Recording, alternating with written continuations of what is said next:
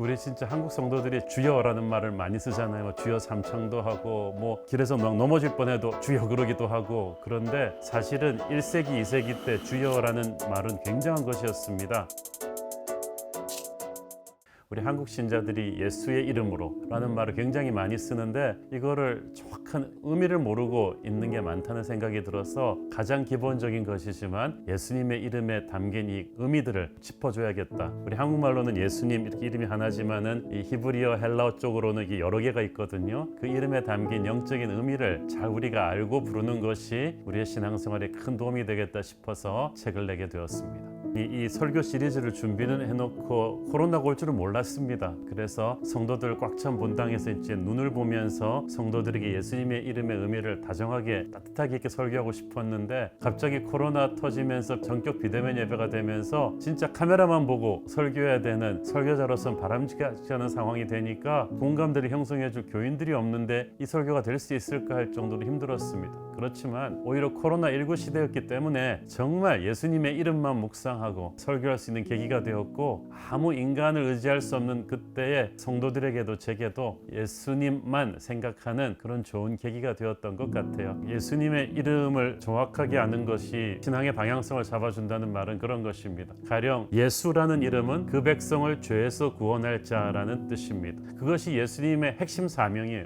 그런데 많은 사람들이 예수님의 핵심 사명을 정확하게 분별을 못하고 헷갈립니다. 그래서 교회 와서 예수님한테 우리의 공부 좀 잘하게 해주세요. 병 낫게 해주세요. 이런 말들을 막 하는데 물론 예수님은 병도 낫게 해주시고 지혜도 주시고 치유도 하시고 이런 여러 가지 일들을 하시지만 예수님의 핵심 사명은 그 백성을 죄에서 구원하는 것입니다. 예수님의 이름을 부를 때 우리는 예수님은 우리의 죄 문제를 해결하기 위해서 오신 분이구나. 예수님의 이름을 부를 때 죄의 뿌리를 건드리고 우리를 죄로 얽어매는 마귀를 대적하는 그런 예수님의 핵심 사명이 예수님 믿는 우리의 신앙생활의 지침이구나. 이런 생각을 하는 것이 굉장히 중요합니다. 그래서 교회에서는 우리가 그냥 공부하는 학교도 아니고 단순히 이렇게 치유상담센터도 아닙니다. 우리의 죄 문제를 해결하는 곳, 죄 문제를 십자가 보혈로 해결받은 사람들의 모임이 바로 교회인 거예요. 그래서 우리의 신앙의 정체성, 신앙의 방향성 자체가 예수라는 그 이름에 담긴 그 의미를 정확하게 아는 데서 오지 않는가 생각을 합니다.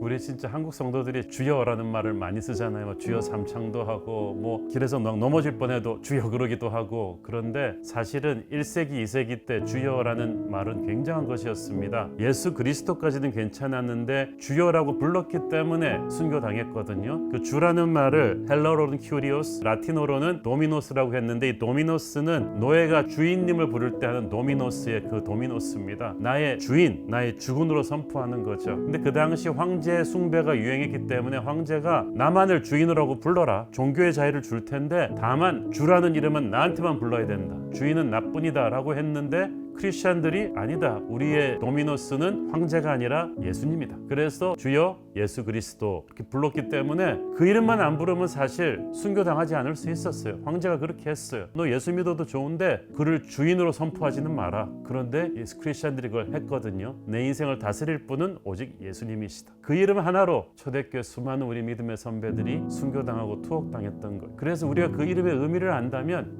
정말 주여 주여를 남발해서는 안 되죠. 이거 정말 목숨 걸고 해야 되는 거구나. 세상 앞에서 불이익을 당할 각오를 하고도 고백할 수 있는 신앙의 순결함, 담대함을 말해주는 이름이 바로 주여, 주라는 것입니다. 찬송가에서 조금씩 우리가 부르죠. 만유의 주. 하지만 보통 성도들이 예수 그리스도 주 임마누엘처럼 자주 쓰지는 않아요. 그렇지만 이 이름도 제가 굉장히 중요하게 다룬 것이 만유의 주제라는 것은 예수님이 교회 머리이실 뿐 아니라 모든 천하 만물을 다스리시는 분이라는 뜻이거든요. 그렇기 때문에 우리는 주일날 예수님한테 와서 인사하고 안녕히 계세요 그리고 월요일날 출근하면은 예수님의 영역 밖으로 나갔다고 생각하는데 그게 아니라는 거죠. 주일날 우리를 다스리시는 교회의 예수님은 우주를 다스리시고 주관하시는 생명의 주관자이시기도 하신 거예요. 그는 우리를 창조하셨고 그래서 우리의 유전자 DNA 세포에 대해서도 잘 아시고 천문학에 대해서도 잘 아시고 수학에 대해서도 잘 아시고 환경 파괴 문제에 대해서도 잘 아시고 그래서 저는 우리 성도들이 애들 고3이 되면은 교회 방학시키고 막 그러는 것을 이해를 할 수가 없습니다. 왜냐하면 진짜 공부 잘하는 지혜를 갖게 하고 싶으면 만유를 다스리시는 예수님을 만나야 되거든요. 그래서 만유의 주제이신 예수님은 또 우리가 우리가 사업할 때도 항상 기도로 사업을 의논할 수 있는 분이시고, 몸이 아플 때도 우리 몸의 세포에 대해서 의사보다 잘 아시는 분이기 때문에 기도할 수 있는 분이시고, 학자들은 어느 영역을 공부하든지 만유의 주제이신 예수님과 접속하면 탁월해질 것입니다. 그래서 우리의 신앙이 교회 안에만 국한되어 있는 것이 아니라 굉장히 우주적이고 세계적이고 그런 것이라는 폭넓은 신앙을 가지게 되는 거죠. 그래서 만유의 주제라는 이름에 대한 이해도 중요합니다.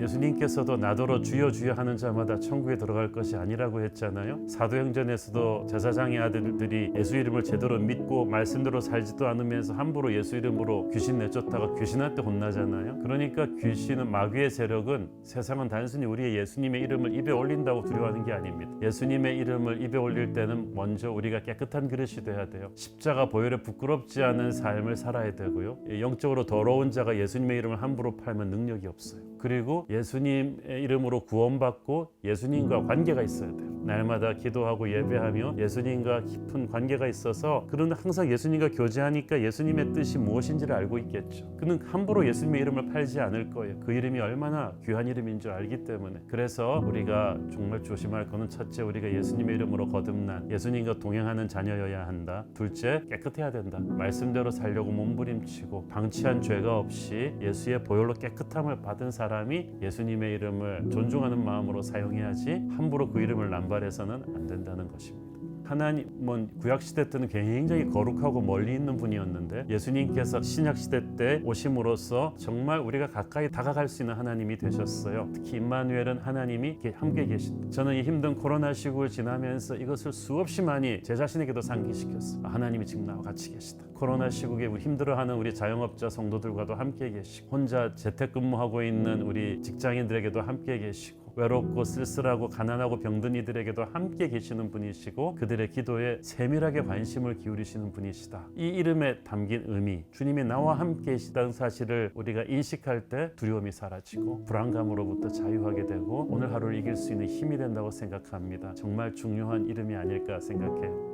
미래는 우리에게 한꺼번에 다가오지 않고 24시간씩 잘라서 오거든요. 왜냐하면 그게 우리가 인간적으로 감당할 수 있는 한계이기 때문이에요. 하나님께서 코로나가 언제쯤 끝날 것인가, 그건 하나님만이 아시겠죠. 그건 하나님의 영역이기 때문에 우리가 이것을 구태여 알려고 노력해봤자 주님 언제 다시 오실 것인가, 여기에 대해서 애타는 것처럼 의미가 없어요. 중요한 거는 이 코로나도 하나님의 주권 하에 있습니다. 하나님이 뭔가 행하고 계실 것입니다. 그래서 이 상황 속에서 우리는 너무 미래를 앞서록장하지 말고 하루하루를 24시간씩 잘라서, 그렇다면 지금 내가 하나님을 더 새롭게 발견해야 되는 것은 무엇일까? 지금 내가 이 상황에서 너무 코로나를 묵상하지 않는 게 저는 중요하다고 생각해요. 기본적인 뉴스는 보시지만 너무 코로나를 묵상하거나 분노하지 말고 지금 우리가 해야 될 일을 정성껏 하는 거예요. 가족을 사랑하고 자기에게 주어진 직장일 열심히 하고 특별히 하나님을 더 깊이 묵상하고 예배하는 일을 계속해서 해가다 보면 어느 순간에 때는 하나님께서 정하시겠죠. 그러므로 언제 끝날 것인가, 코로나 때문에 화난다, 이 모든 것을 너무 거기 집착하지 않고 하나님을 바라보면서 이 하루도 의연하게 잘 견뎠으면 좋겠습니다.